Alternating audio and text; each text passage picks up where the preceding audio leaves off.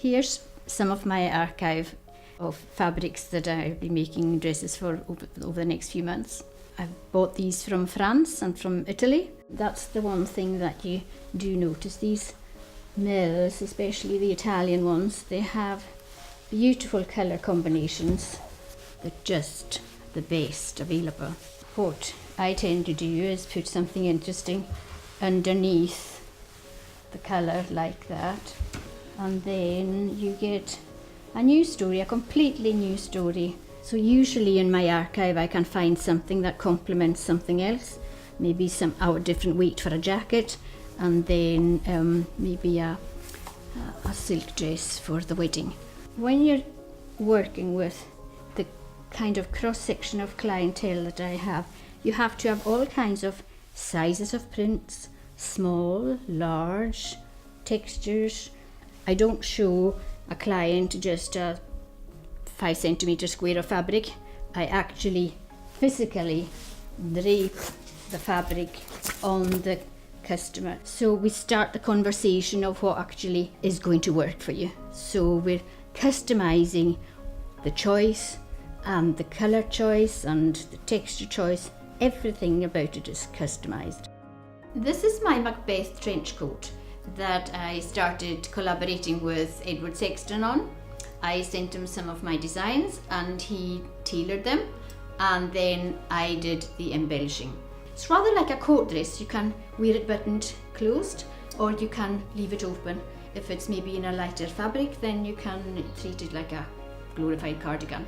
I totally hand stitched all this Italian wool pure to it, and you can just see the tartan creeping out. I think the black lace kind of subdues the brightness and the garishness almost of the Macbeth tartan. This ghee pure is hand stitched all the way down to the hip line, and then it's left loose like that, so you actually have a little bit of movement.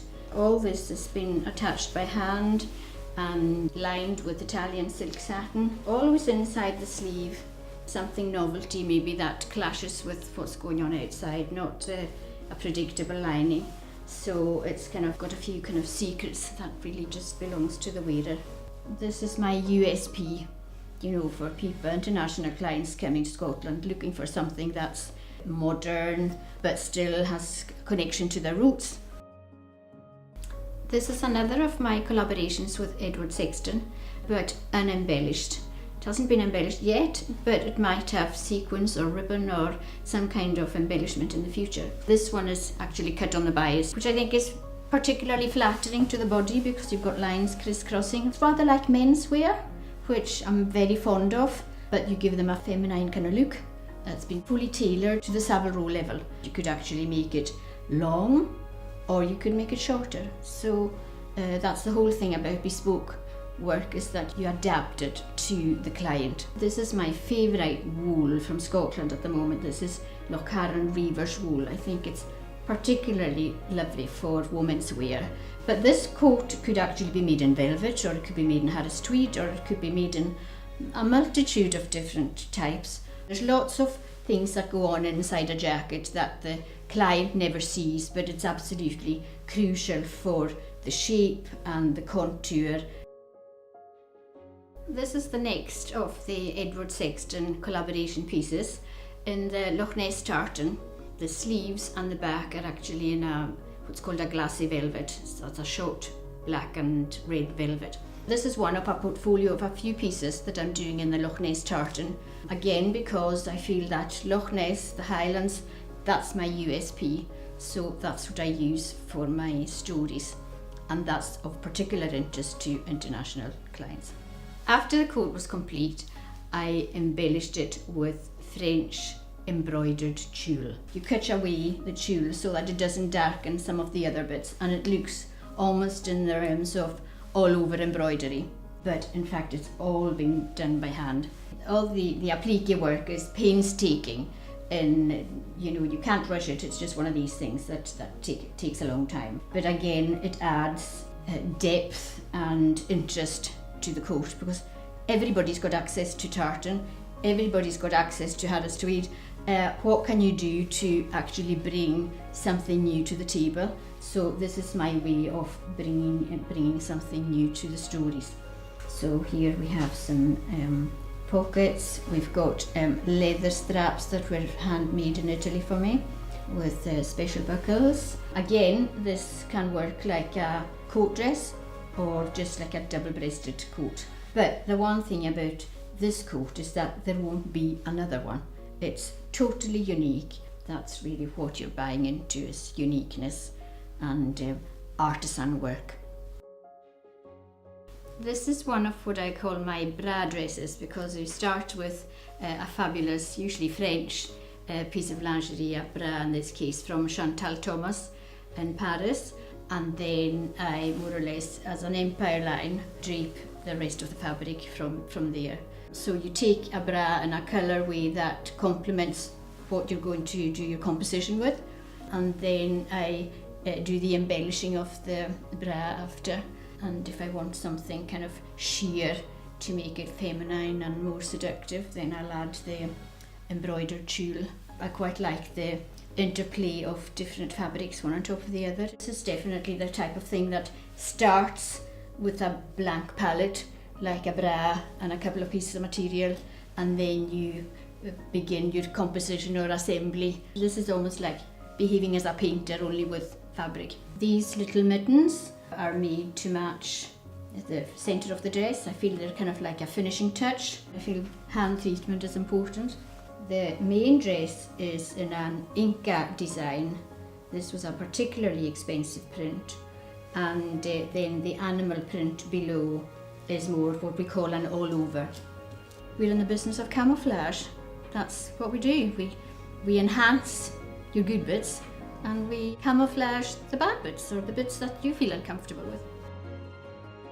Another of my compositions of evening wear, we have pure wool, we have wool tulle. Now you wouldn't think that something this fine would be actually wool, but it is. This is one of my specialities, which is the layering of different fabrics to create different effects. So you can see that the skirt is made out of 3 layers of fabric, 2 layers of wool tulle with a layer of georgette, Italian silk georgette. So we have old gold for the lining, and we have the bronze colour with wool ghee pure to finish the edge, which is actually what you see appearing underneath the bodice. Finally, an overlay of this light navy. It's got quite an ethereal sort of look to it. This is one of my lace pieces. Again, very classical, straight silhouette, totally relying on being a great fit and also a fabulous material. Basically, what's a sheer dress on top of a slip. So it means that you can actually ring the changes. You could have black petticoat, a floral petticoat. I love the antique sort of look of this. It's between pewter and gunmetal.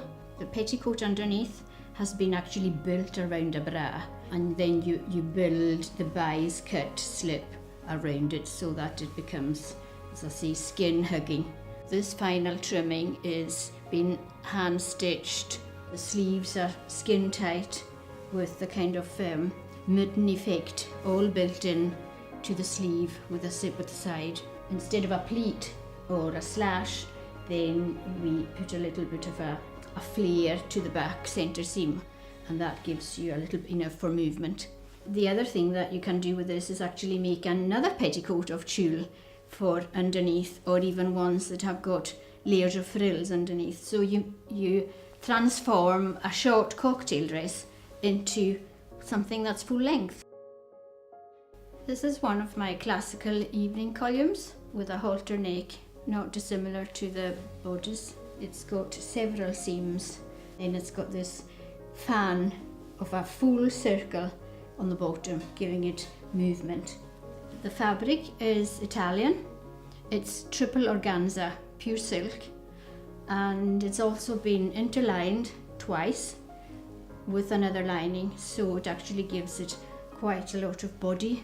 The fan at the bottom is high at a point at the front. It comes down in a V at the back. It's got some special crin along the hem to encourage it to flare out and stay out as a full circle. The inside has to be as beautiful as the outside.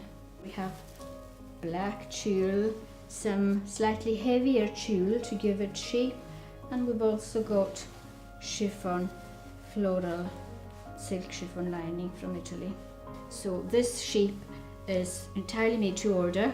If somebody wants to buy this one, then they can, or they fit it, or it can be slightly amended to their size. One of the things that I would say is that while colour is important to me, texture is hugely important as well. You're taking people on a journey, you're taking a client on a journey, on an exciting journey, and they end up with something that's completely unique to them.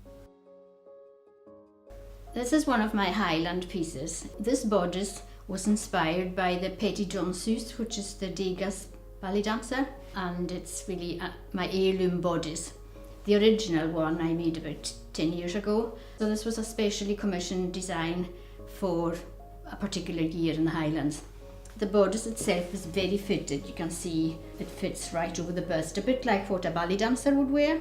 Then I've actually hand appliqued some wool guipure to the whole bodice, and then I've embroidered it with sequins. So you can imagine that takes quite a long time. The sleeve again is cut on a cross, lined in linen. The skirt is one of my, what I would call my asymmetrical evening skirts. So you have it short, a bit like a kilt on one side, and then it's got a side train instead of a train at the back. Now the back of this is actually velvet. This is hand painted silk velvet. So that's all been embroidered by hand. Underneath I buy tulle, soft tulle from France, and again, a bit like a painter, I put layers of tulle together to create different effects if I want to bring out certain colours in these tartans.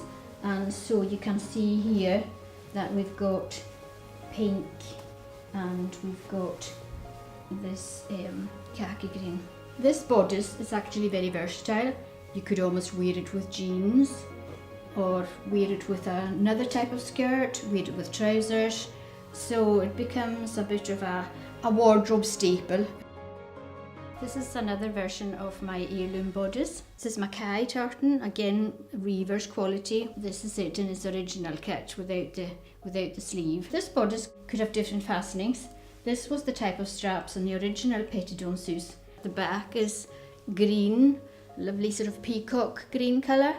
So again, you can see the layers here. You can see a different kind of tulle here, which is almost like millinery veiling. One of the beautiful things about working with wool, of course, is that it's a bit like clay. You can mould it, shrink it, shape it, do all kinds of things with it. So you can really mould it around the body. This is a black tulle and then an overskirt, which in itself is an independent thing. And it's short at the front, long at the back, a little bit of elegance about it. You have tulle underneath to give it a little bit of body, and then the flocked tulle on the top of that. This overskirt actually works as well on top of tartan skirts, because you can actually just see the tartan underneath, so you can vary the changes. So it's quite a useful wardrobe staple, if you like. This is my own design of frock coat. It's very different from the Savile Row tailored pieces. It's softly tailored. We have cotton tulle, followed by the wool, followed by the flock. The flocking itself is very dense black, so it's got a great contrast with the ivory and black wool. I do like what happens when you overlay lace on top of it. This one I've given it a slightly monastic sort of look. I've got a petticoat underneath, which gives it an interesting kind of transparent look. The collar, for instance, comes cut away to the sides of the princess seams. Something like this is entirely made to order, but this one coat is completely unique. I won't be making another one. I've figured out who sells what in Europe, all the best suppliers of buttons, zips, buckles, ribbons, you name it. Over 40 years of research has been going into all these pieces. This is the skibo tartan. from the Carnegie Club in the Highlands. And the tartan itself was woven by Johnson's of Elgin. This is a capelet and the halter neck bodice and a skirt. This is one of my standard asymmetrical skirts. I look at the palette on the tartan and then I take the colours of tulle, beautiful to wear, beautiful to work with, and create your own colourways with it. So this is a little capelet for arriving at the club in your evening piece. I make these capelets specially with special stories attached to them. I get the silk printed in Glasgow School of Art. The centre is actually in the same tartan as the skirt. It's a composition of maybe 3 or 4 layers of fabric. Then the side panels here are pan velvet. The back has got the tartan, but it's elasticized, a classical shape that fits the body well without wearing any lingerie underneath. It's very elegant to wear. She now just needs to wait for the horse and carriage.